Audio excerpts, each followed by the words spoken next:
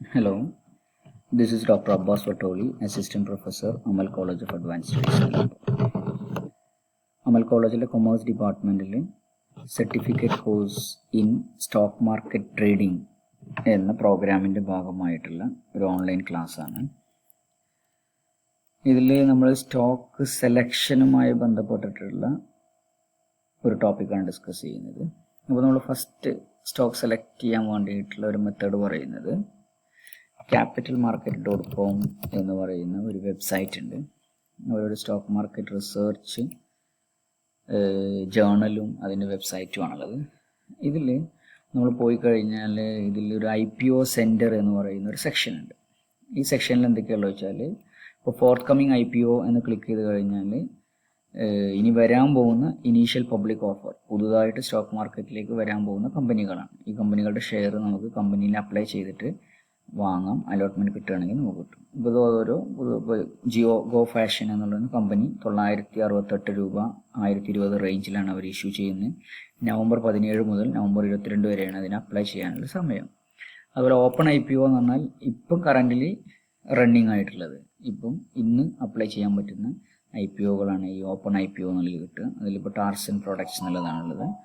Closed IPO എന്ന് പറഞ്ഞാൽ recent ആയിട്ട് ക്ലോസ് ചെയ്ത IPO. ഈ capital market rating out of 100 എന്ന് പറയുന്നത് ക്യാപിറ്റൽ മാർക്കറ്റ് അതിന് എന്ത് റേറ്റിംഗ് ആണ് കൊടുത്തിട്ടുള്ളത്. റേറ്റിംഗ് കൂടുമ്പോൾ അത് കുറച്ചുകൂടി നല്ല കമ്പനിയാണെന്നാണ് അർത്ഥം. അതുപോലെ ന്യൂ ലിസ്റ്റിങ്ങിൽ പോയി കഴിഞ്ഞാൽ വളരെ റീസെൻ്റ് ആയിട്ട് ലിസ്റ്റ് ചെയ്ത കമ്പനികളും അവരുടെ ഇഷ്യൂ സമയത്തുണ്ടായിരുന്ന പ്രൈസും അവർ സ്റ്റോക്ക് മാർക്കറ്റിൽ ലിസ്റ്റ് ചെയ്ത് വന്നപ്പോൾ ഉണ്ടായിരുന്ന പ്രൈസുമാണ്. അപ്പോൾ അവർ ഇഷ്യൂ ചെയ്യുന്ന സമയത്ത് ഒരാൾ IPOയിൽ വാങ്ങിയിരുന്നെങ്കിൽ എത്ര ശതമാനം ലാഭം കിട്ടിയിട്ടുണ്ടാകും എന്നുള്ളതാണ് ഈ പെർസെൻറ്റേജ് വേരിയൻസ് എന്നുള്ളതിൽ കാണിച്ചുള്ളത്. അപ്പോൾ ഇത് നോക്കിക്കഴിഞ്ഞാൽ നമുക്ക് എന്ത് ചെയ്യാൻ പറ്റും, പുതുതായിട്ട് മാർക്കറ്റിലേക്ക് വന്ന കുറച്ച് കമ്പനികളുടെ ഷെയറുകൾ കാണാൻ പറ്റും. ലിസ്റ്റ് ചെയ്യുന്ന ആ ഒരു പീരീഡിൽ, ലിസ്റ്റ് ചെയ്യുന്ന അന്ന് മുതൽ ആ ഒരു കുറച്ച് സമയത്തേക്ക് പൊതുവെ ഷെയർസ് ഭയങ്കര ആക്റ്റീവായിരിക്കും. അതുപോലെ നല്ല ഷെയർസ് ആണെന്നുണ്ടെങ്കിൽ നമുക്ക് IPOയിൽ വാങ്ങാൻ എല്ലാവർക്കും കിട്ടില്ല. ആപ്ലിക്കേഷൻ ഒരു ലിമിറ്റഡ് നമ്പർ ആയിരിക്കും അലോട്ട്മെൻറ്റ് ഉണ്ടാവുക. അപ്പോൾ ബാക്കിയുള്ള ഷെയറൊക്കെ മാർക്കറ്റിനെ പർച്ചേസ് ചെയ്യാൻ പറ്റുള്ളൂ. അപ്പോൾ സ്വാഭാവികമായിട്ടും അതിൽ കുറച്ച് ആക്ടിവിറ്റി ഉണ്ടാവും. അങ്ങനെ നമുക്ക് ഷെയർസൊക്കെ പർച്ചേസ് ചെയ്യാം. അപ്പോൾ ഇത് നോക്കിയിട്ട് നമുക്ക് നല്ല ഷെയർ ആണെങ്കിൽ, റീസണബിൾ റേറ്റിലുണ്ടെങ്കിൽ അതിൽ ഇൻവെസ്റ്റ് ചെയ്യുകയാണെന്നുണ്ടെങ്കിൽ ഒരു ഷോർട്ട് പീരീഡിലേക്ക് നോക്കുമ്പോൾ ഷെയർ പെർഫോം ചെയ്യാനുള്ള ചാൻസ് കൂടുതലാണ്. അതാണ് ഒരു രീതി നമ്മളെന്ന് പറയുന്നത്. രണ്ടാമത്തെ നമ്മൾ മാർക്കറ്റ് സ്റ്റോക്ക് സെലക്ഷൻ അല്ലെങ്കിൽ മാർക്കറ്റിൽ ട്രേഡിംഗ് ഡയറക്ഷൻ സെലക്ഷനുമായി ബന്ധപ്പെട്ട് പറയുന്നത്, ഇതേ വെബ്സൈറ്റിൽ തന്നെ നമുക്കിതിൻ്റെ മെനുവിൽ പോയി കഴിഞ്ഞാൽ മാർക്കറ്റ്സ് ഉണ്ട്. മാർക്കറ്റ്സിൽ നമുക്ക് നോക്കുകയാണെങ്കിൽ മാർക്കറ്റ്സ് ഓവർവ്യൂ എന്നുള്ളൊരു സെക്ഷൻ ഉണ്ട്. ആ സെക്ഷനിലേക്ക് പോവുകയാണെങ്കിൽ നമ്മൾ ആ സെക്ഷനിൽ പോയി കഴിഞ്ഞാൽ capitalmarket.com എന്നുള്ള സൈറ്റിൻ്റെ അവർ മാർക്കറ്റിനെ കുറിച്ചുള്ള ഒരു ഓവർവ്യൂ ഉണ്ടാവും. പ്രീ ഓപ്പൺ, അതുപോലെ മാർക്കറ്റ് ഓപ്പൺ ചെയ്തതിന് ശേഷമൊക്കെയുള്ള അവരുടെ ഒരു അനാലിസിസ് ആണ് നമുക്കതിൽ റീഡ് ചെയ്യാൻ പറ്റുക. അപ്പോൾ നമ്മൾ ആ ഒരു സെക്ഷൻ നമുക്ക് കിട്ടാൻ നമ്മൾ ശരിക്കും പോകേണ്ടത്, ഞാൻ ഒന്നുകൂടി കാണിക്കാം. അതിൽ മാർക്കറ്റ്സിൽ പോവുക. മാർക്കറ്റ്സിൽ പോയിട്ട് മാർക്കറ്റ് ഓവർവ്യൂ എന്നുള്ളതിന് ക്ലിക്ക് ചെയ്യാണ് വേണ്ടത്. മാർക്കറ്റ് ഓവർവ്യൂ എന്നുള്ളത് കേട്ടോ. മാർക്കറ്റ് ഓവർവ്യൂ എന്നുള്ളതിന് ക്ലിക്ക് ചെയ്താൽ നമുക്ക് വരുന്നത് ഈ ഐറ്റംസ് ഒക്കെയാണ്. ടേക്ക് എ മാർക്കറ്റ് എന്നുണ്ട്, അതുപോലെ സ്ക്രീൻഷോട്ട്, അതുപോലെ ഈ ന്യൂസ് പാർട്ടുകൾ മാർക്കറ്റ് പ്രീ സെഷൻ എന്ന് പറഞ്ഞിട്ട് market may open higher, index may open on a strong note എന്നൊക്കെ പറഞ്ഞിട്ട് ഓരോ ദിവസവും മാർക്കറ്റ് തുടങ്ങുമ്പോഴും അതുപോലെ മാർക്കറ്റിനിടയിലും മാർക്കറ്റ് ക്ലോസ് ചെയ്തിട്ടൊക്കെ ഇതിൽ റിപ്പോർട്ടുകൾ വരും. അപ്പോൾ ഓരോ ദിവസം നമ്മൾ ട്രേഡ് ചെയ്യുന്നതിന് മുമ്പ്, ഇപ്പോൾ ഇത് ഇന്നത്തെ മാർക്കറ്റ് ഓപ്പണിംഗ് ടൈമിൽ ഉണ്ടായിരുന്ന റിപ്പോർട്ടാണ്. അപ്പോൾ ഇതിൽ നോക്കുക. അപ്പോൾ ഇതിൽ നോക്കുമ്പോൾ അവർ പറയുന്നത് 16-ാം തീയതിയിലേക്ക് മാർക്കറ്റ് പോസിറ്റീവായിട്ട് ഓപ്പൺ ചെയ്യും എന്നാണ് പറയുന്നത്. അതുപോലെ SGX നിഫ്റ്റിയുടെ റേറ്റ് പറയുന്നുണ്ട്. SGX നിഫ്റ്റി എന്ന് പറഞ്ഞാൽ നമ്മുടെ നിഫ്റ്റി ഇൻഡെക്സ് സിംഗപ്പൂർ എക്സ്ചേഞ്ചിലും ലിസ്റ്റ് ചെയ്തിട്ടുണ്ട്. അപ്പോൾ അവിടെ നമ്മളിവിടെ ട്രേഡിംഗ് ക്ലോസ് ചെയ്യും. രാവിലെ 9 മുതൽ 3:30 വരെ ട്രേഡ് ചെയ്ത് കഴിഞ്ഞാൽ ട്രേഡിംഗ് ക്ലോസ് ചെയ്യും. സിംഗപ്പൂർ എക്സ്ചേഞ്ചിൽ ഫ്യൂച്ചേഴ്സ് മാർക്കറ്റ് 24 hours ട്രേഡ് ചെയ്യുന്നുണ്ട്. അപ്പോൾ അവിടെ രാത്രിയിലൊക്കെ ട്രേഡിംഗ് നടക്കും. ആ ട്രേഡിംഗ് നടന്നതിൻ്റെ ഒരു ഇപ്പോൾ എത്രയാണ് നിൽക്കുന്നത് എന്നുള്ളൊരു സ്റ്റാറ്റസ് ആണ് ഇതിൽ. അപ്പോൾ അവിടെ പോസിറ്റീവ് ആണെന്നുണ്ടെങ്കിൽ 49 പോയിൻറ്റ്സ് അപ്പായിട്ടാണ് ചൈനീസ് മാർക്കറ്റിലുള്ളത്, സിംഗപ്പൂർ മാർക്കറ്റിലുള്ളത്.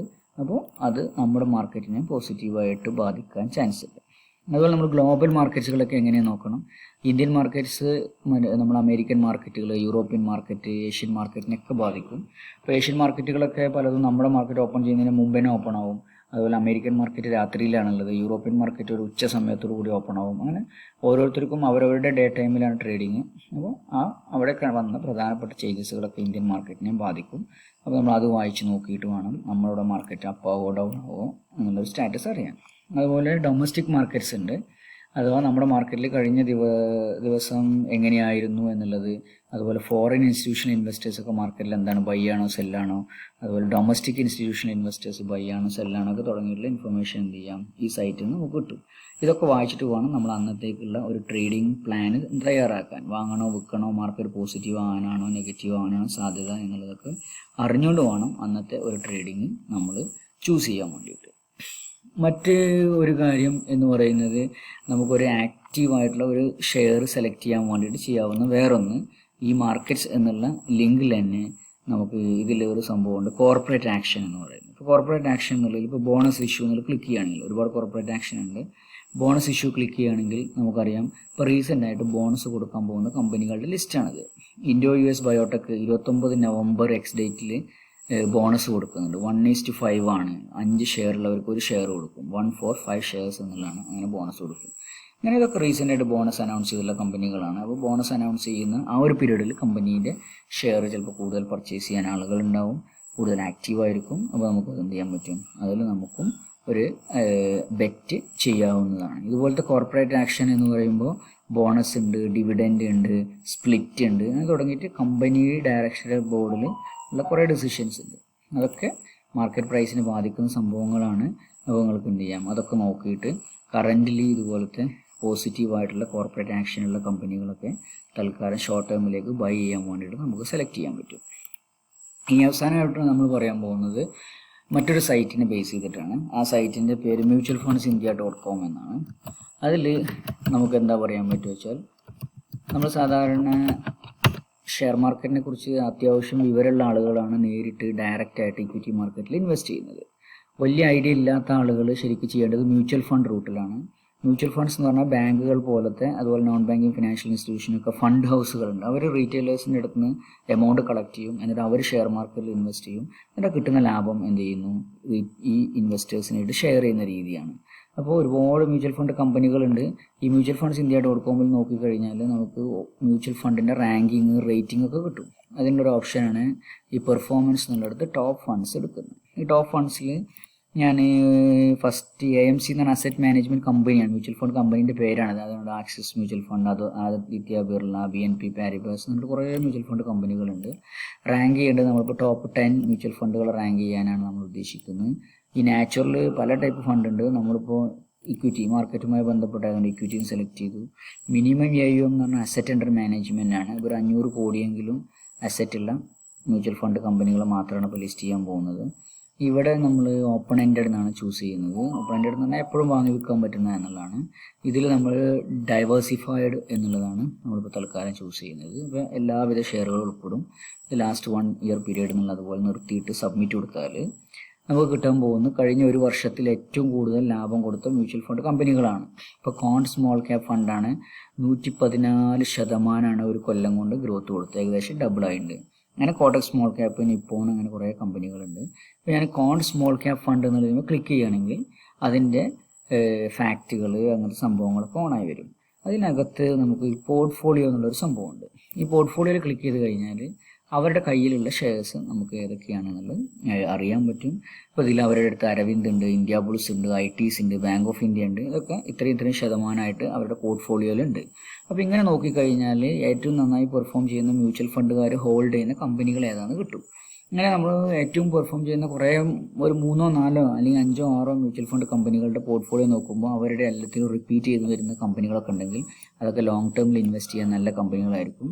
നമ്മൾ എന്ത് ചെയ്യണം, മാർക്കറ്റിൽ വില കുറയുന്ന സമയത്ത്, മാർക്കറ്റ് 2, 3 ദിവസമൊക്കെ തുടർച്ചയായിട്ട് ഫോളോ ചെയ്യുമ്പോൾ ഇത്തരം നല്ല കമ്പനികൾ വേണം പിക്ക് ചെയ്യാൻ വേണ്ടിയിട്ട്. അപ്പോൾ ലോങ് ടേം ദീർഘകാലാടിസ്ഥാനത്തിൽ ഫണ്ടമെൻ്റലി ഇൻവെസ്റ്റ് ചെയ്യുന്നവർക്ക് സെലക്ട് ചെയ്യാവുന്ന നല്ലൊരു മെത്തേഡാണ് മ്യൂച്വൽ ഫണ്ടുകാരുടെ പോർട്ട്ഫോളിയോ നോക്കിയിട്ട് അവരൊക്കെ കോമൺ ആയിട്ട് ബൈ ചെയ്യുന്ന ഷെയറുകൾ വാങ്ങിക്കുക എന്ന് പറയുന്നത്. ഇത്രയാണ് ഇന്നത്തെ ലെസൺ ഉള്ളത്. ബാക്കിയുള്ളത് നമ്മൾ അടുത്ത ക്ലാസ്സുകളിൽ ഡിസ്കസ് ചെയ്യും. Thank you.